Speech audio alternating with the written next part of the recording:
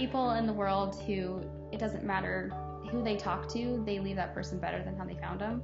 Lauren is absolutely one of those people. Okay.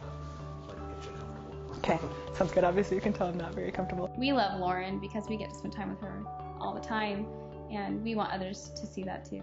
Okay. Oh, I forgot to ask, where should I be looking, at you or at the camera? Sorry. So we're so close. She's like a sister to me. They are like sisters. Yes. She can just make us laugh like you cannot believe. So we're going right now. Okay. Okay, promise I'll do better. I think anybody that she's ever come into contact with could turn around and only say a positive thing about her. There's just something fun about her. I'm usually never at a loss for words ever, and even as you're saying this now, you're like, where did I grow up? I was like, where did I grow up? She just has a love of life. My name is Lauren Agostinelli. Oh, God. She's just a joy to have around. Joy would probably Joy be is better. good. She's a joyful person. You just walk away from Lauren and you feel better.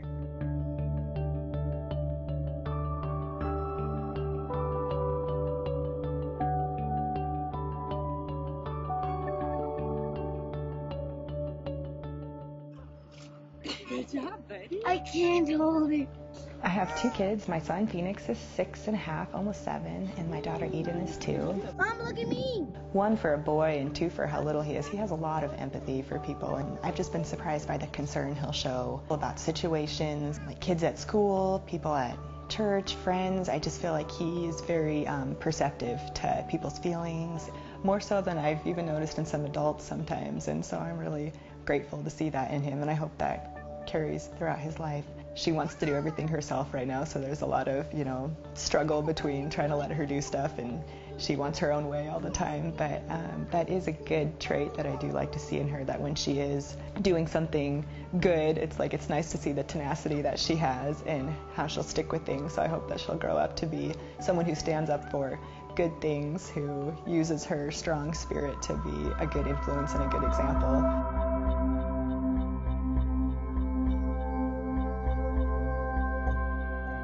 In my early 20s, I was just seeing these weird things in my eye, and at first I thought it was like makeup. I remember thinking it was a bug. It almost looked like there was a dead spider or something in my eye, really small, but it looked like it had legs, and it was just these weird things that I was seeing. And then a couple years later, my vision just completely dropped in my left eye, like with my contacts in, my glasses on.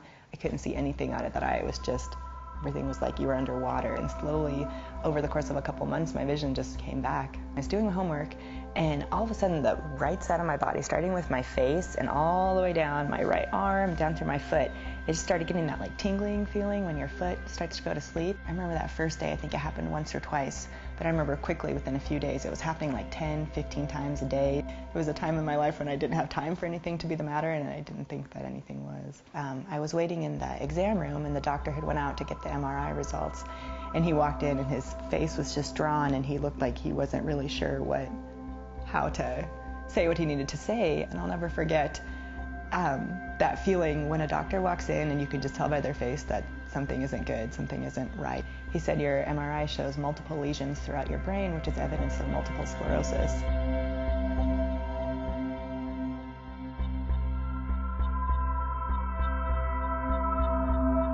I had heard the term MS before, multiple sclerosis, but I had no idea at all what it was. So I'd love to help maybe make that a little more clear to others out there. It's basically your immune system entering into your brain space. It attacks the myelin, which grows in like a carpet layer, in hundreds of layers thick, that then drills a hole in the myelin, which then exposes the nerve fiber so that the nerve signals, when it hits that exposed area, it loses signal strength. And so if the nerve signals from your brain, which is your command center, doesn't generate the signals, and signals don't make it through to your arm is going to be weak and it's going to feel heavy. And then if it's severe, it'll just be completely numb, which is the complete absence of nerve signals. Disability truly comes from the total number of lesions in the brain, cervical cord, spinal cord, and then also the optic nerves. Historically, for MS, for people who have as many lesions as I do and have as much activity on their MRIs, she just looked at me and she looked at my mom and she said, if we don't do something about this now on the path that you're going, you will be disabled and in a wheelchair before you're your mom's age.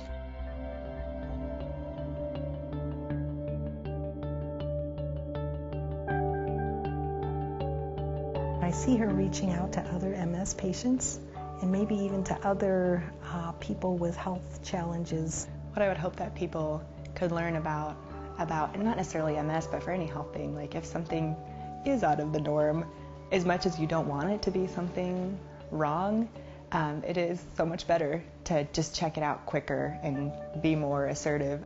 Lauren just is so excited, and she has so many ideas and plans for when she gets through this, of how she is going to help so many people go through this, and I do not doubt it. As hard as the physical part is, the mental part is by far the hardest part of living with a progressive disease. I would love to help bring a little more awareness to how much it affects your mind and your life and your outlook on life. So I know that she is going to do everything she can to inspire and help others. One thing I would encourage people is when they do have struggles, whether they're physical or emotional, mental struggles, to be open about them.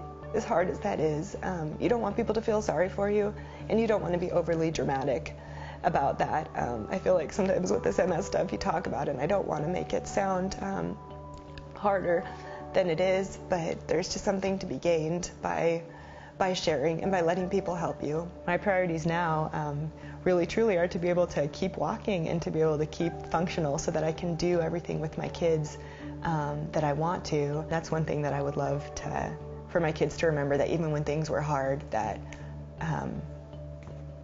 their mom was always able to be hopeful, to laugh about things, to find something funny or something fun to do to help kind of brighten up a dark moment. Life is about family. It's about the family we have here, and it's about the family that we've had before, our relatives, and the family we will have in the future. That's what my life is about.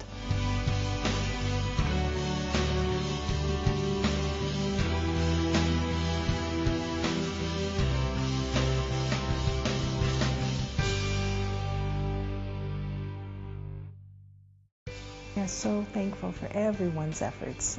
Our hearts are really touched by people's concern and people's desire to help.